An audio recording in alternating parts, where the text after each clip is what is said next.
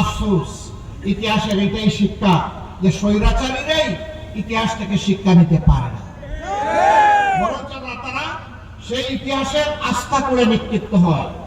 বাংলাদেশে যারা ছিলেন তারা এই দেশের মানুষ, তাদেরকে তো আমরা বলি নাই যে আপনারা দেশ ছেড়ে চলে যান। তারা গেলেন কেন? তারা গিয়েছেন এই কারণে যে তারা এত সব অপকর্ম করেছে যে এই দেশের 1 ইঞ্চি জায়গাকে তারা নিজেদের জায়গা মনে করতে পারে নাই। এই জন্য দেশ ছেড়ে যেদিকে পেরেছে পালিয়েছে, আর যারা যেতে পারে নাই আস্তে আস্তে জালে ধরা পড়ছে। তারা মানুষকে জ্বালিয়েছে, বিভিন্ন দিক থেকে জ্বালিয়েছে। তারা তো গেল, এখন কি হবে বাংলাদেশে? এই প্রিয় দেশটা তো আপনার আমার সকলে। এই দেশ যদি ভালো থাকে আপনি ভালো থাকবেন, আমরা ভালো থাকবো। এই দেশ যদি কষ্টে পড়ে আপনিও কষ্ট পড়বেন, আমরাও কষ্ট পড়ব। আমরা কি কেউ চাই স্বেচ্ছায় আমরা কষ্টের মধ্যে আবার পড়ি? যদি না পড়ি তাহলে কি করতে হবে আমাদের?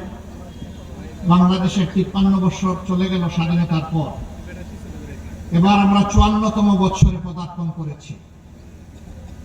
এই 53 বছরে এই জাতির যে প্রত্যাশা ছিল বহুলাংশ তা পূরণ হয়নি। এখন বলবেন যে অনেক সরকার তো উন্নয়ন করেছে। হ্যাঁ করেছে, প্রত্যেকে করেছে। আপনার আমার ট্যাক্সের টাকায় করেছে, বিদেশ থেকে আনা ঋণের টাকায় করেছে। ট্যাক্স আমরা সবাই দিয়েছি। একজন ভিক্ষুকও ট্যাক্স দেয়। একজন ভিক্ষুক ভাই কিংবা বোন সারাদিন দুয়ারে দুয়ারে জনে জনে হাত পেতে যে ভিক্ষা করে, সেই টাকা সঞ্চয় করে সন্ধ্যাবেলা সে গিয়ে দোকানে ঢুকে আমাকে চাল দেন, ডাল দেন, এটা দেন, ওইটা দেন, তার সঙ্গতি অনুযায়ী সে কিনে। আপনি যেমন কিনতে গিয়ে ভ্যাট দেন, তাকেও তেমনি ভাবে ভ্যাট দিতে হয়। সুতরাং রাষ্ট্রের ট্রেজারিতে কুষাগারে ধনী বড় লোকের যেমন ট্যাক্সের টাকা আছে, আমার ওই গরিব ভাইটির বোনটিরও ট্যাক্সের টাকা এখানে আছে। এই সমস্ত টাকা দিয়ে উন্নয়ন হয়। আবার বিদেশ থেকে যে লোন আনা হয়, ঋণ আনা হয়, তার বোঝা কিন্তু আজকে জন্ম নেওয়া শিশুটির ঘাড়েও পড়ে। অতএব এই যে উন্নয়ন রাজনীতিবিদরা করেন ক্ষমতায় গিয়ে, এটা আপনার আমার কিংবা তাদের বাপের টাকায় নয়, এটা জনগণের টাকায় হয়। কিন্তু জনগণের সেই আমানতদারিকে নয়ছয় করে 10 টাকায় যেখানে কাজ হওয়ার কথা সেখানে 100 টাকার বাজেট তৈরি করা হয়। আবার সময় মতো শেষ হয় না, জনদুর্ভোগ সৃষ্টি করে টাইম বাড়িয়ে বাড়িয়ে বাজেটকে আরো গিলার চেষ্টা করা হয়। এইভাবে যে উন্নয়নটা বাংলাদেশে হতে পারত, 18 কোটি মানুষের 36 কোটি হাতকে কর্মীর হাতে, কারিগরের হাতে, দেশ গড়ার ইঞ্জিনিয়ারের হাতে পরিণত করে এই দেশকে সোনার দেশ বানিয়ে চমকে দেওয়া যেত বিশ্বকে।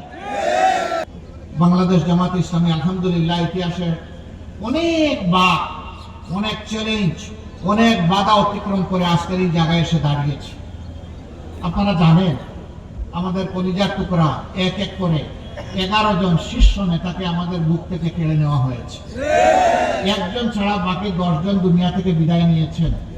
একজন যিনি বেঁচে আছেন তিনি এখন পর্যন্ত এই পরিবর্তিত বাংলাদেশেও এখনো তার ঘাট থেকে জুলুমের বোঝা সরে নাই। তিনি আমাদের প্রিয় ভাই এটিএম আজহারুল ইসলাম।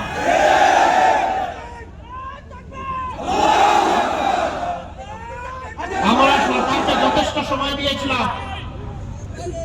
এক এক করে কারাগার থেকে সমস্ত রাজনৈতিক নেতারা মুক্ত হয়ে এসেছেন। এটিএম আজহারুল ইসলাম যখন বন্দী হন তখন ছিলেন তিনি বাংলাদেশ জামাত ইসলামের ভারপ্রাপ্ত সেক্রেটারি জেনারেল। আমরা সরকারের কাছে স্পষ্ট জানতে চেয়েছি তিনি এখনো কারাগারে কেন? মিথ্যা মামলা যার উপর জুলুম করল আওয়ামী লীগ, এখনো কি সেই জুলুম চালু থাকবে?